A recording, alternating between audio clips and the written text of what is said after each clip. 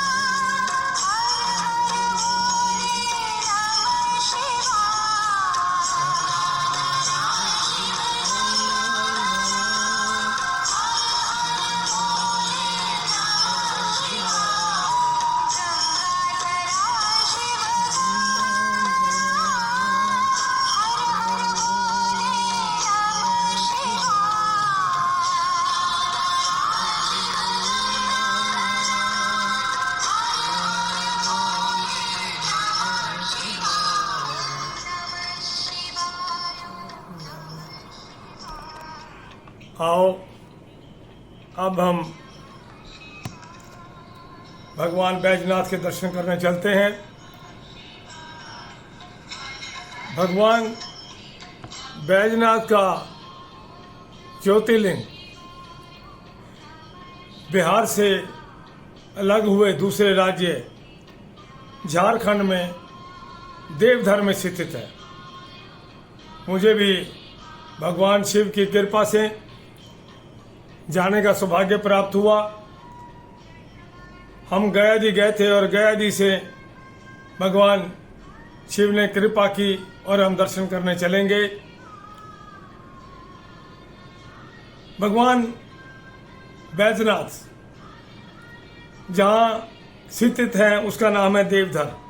अभी पिछले दिनों देवधर के विकास के लिए प्रधानमंत्री मोदी ने एरोड्रम का भी उद्घाटन किया है।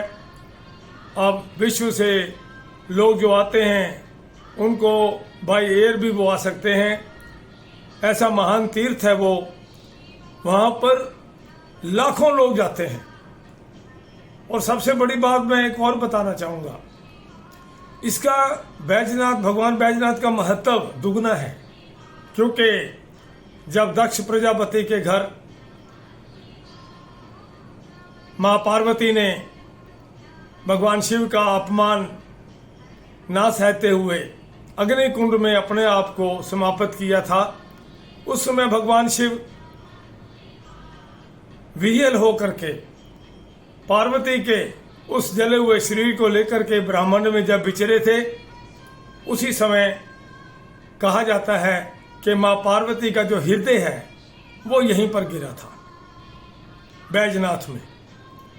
तो जहाँ महादेव का बैजनाथ ज्योतिर्लिंग है, वहाँ महामाया की शक्ति स्थल भी है, शक्ति पुंज भी है। 51 शक्तिपीठों में ये शक्तिपीठ भी है। इसलिए इसी जगह पर माँ पार्वती और भगवान शिव दोनों का आशीर्वाद प्राप्त होता है।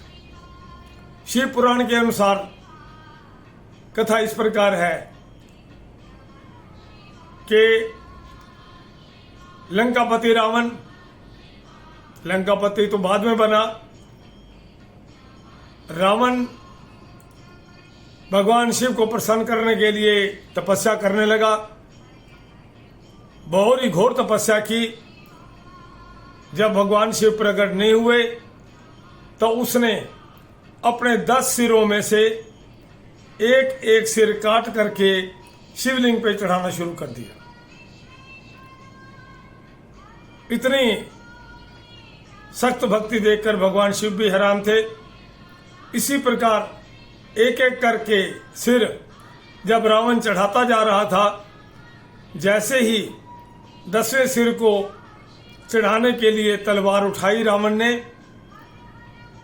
उसी समय ही भगवान शिव प्रकट हो गए। भगवान शिव ने दर्शन दिए, कहा कि लंकेश, रावण, तुम मेरे सबसे बड़े भक्त हो। इतनी घोर तपस्या मैंने किसी की नहीं देखी। तो रावण ने कहा, प्रभु, अगर आप इतने ही प्रसन्न हैं तो मुझे वरदान दीजिए शक्तिशाली होने का, कि मुझे कोई हरा ना पाए। शक्तिशाली होने का वरदान भी मांगा, सबसे बड़े भक्त होने का भी मांगा, तो शिव ने तथास्तु कह दिया। फिर उसने कहा, प्रभु, एक प्रार्थना और है। जब आपने मुझे इतना बड़ा शिव भक्त माना ही है, तो आपसे हाथ जोड़ के विनती है कि आप मेरे लंका में चल करके निवास कीजिए। तो भगवान शिव ने कहा, ठीक है, मैं ये शिवलिंग प्रकट करके दे रहा हूं। इस शिवलिंग को आप यहां से उठा के लंका ले जाओ और मैं वहां निवास करूंगा। पर मेरी एक शर्त है कि ये शिवलिंग किसी भी हालात में नीचे नहीं रखना। अगर जहां भी भूमि पर यह शिवलिंग रख दिया, मैं वहीं स्थापित हो जाऊंगा। फिर तुम हिलाना भी चाहोगे तो ये नहीं हिलेगा। तो रावण ने कहा, ठीक है प्रभु, आपका कोटि कोटि धन्यवाद। उसने भगवान शिव को प्रणाम किया। तब रावण उस शिवलिंग को लेकर के दोनों हाथों से चल पड़ा। तब सभी देवता ये सब दृश्य देखकर परेशान हो गए कि अगर भगवान शिव लंका में रहने लग गए तो हमारे लिए समस्या हो जाएगी। भी इसका कुछ न कुछ ऐसा उपाय करना होगा कि ये पहुंच ना पाए। तब वो भगवान विष्णु के पास गए और भगवान विष्णु से प्रार्थना की कि हे प्रभु, ये बहुत बड़ी समस्या पैदा होने जा रही है कि रावण ने जो वरदान मांगा, भगवान भोलेनाथ ने तथास्तु कह दिया और वो लंका में शिव के निवास की उसने वरदान मांगा है और वो शिवलिंग लेके जा रहा है। अगर वो वहां पहुंच गया लंका में तो भगवान शिव मजबूर हो जाएंगे वहां रहने के लिए। तो भगवान विष्णु ने कहा, ठीक है, इस बारे में विचार करते हैं। तब एक तरफ शिव पुराण में ये है कि भगवान विष्णु ने एक गडरिया का रूप धारण किया जिसका नाम बैज था, बैजू। और उधर से वरुण देवता को कह दिया, तुम किसी भी तरीके से रावण के पेट के अंदर जल प्रवाह करो ताकि उसे लघु शंका हो। वरुण देवता ने अपना काम किया और रावण को एकदम लघु शंका होने की स्थिति में आ गई और रावण बहुत परेशान हो गया। तब उसे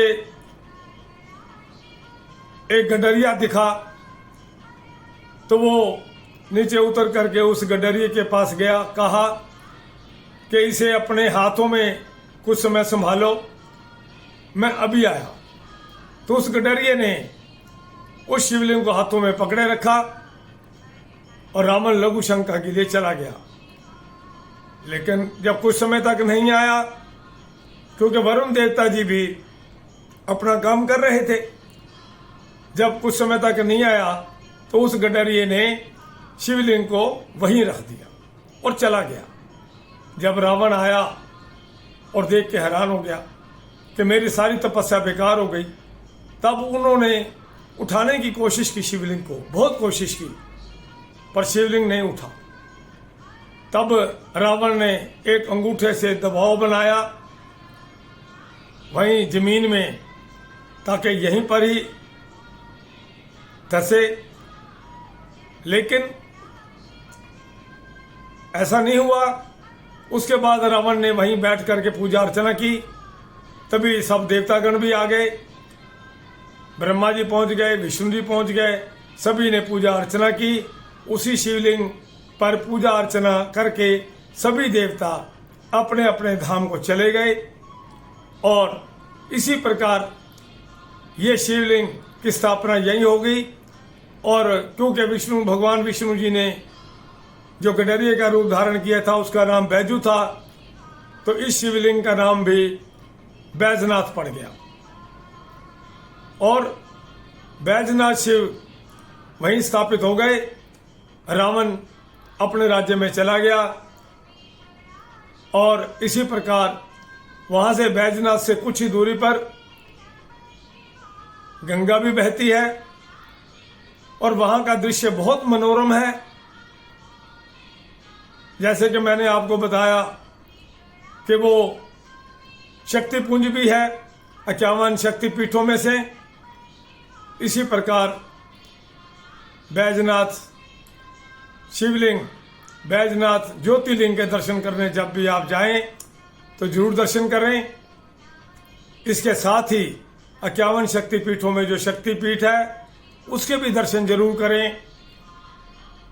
और ये अपने आप में एक बहुत ही मनोरम दृश्य है और आप जो भी भावना लेके जाएंगे वो आपकी भावना पूर्ण होगी। और मैंने देखा है कि श्रद्धालुओं को धरती पर लिट लिट करके ओम नमः शिवाय का पाठ करते हुए उस बैजनाथ ज्योतिर्लिंग के दर्शन को जाते हैं। इसी प्रकार आप जब भी जाएं और भगवान बैजनाथ के दर्शन करें, अपनी मनोकामना पूर्ण करें। ओम नमः शिवाय, ओम नमः शिवाय, ओम नमः शिवाय।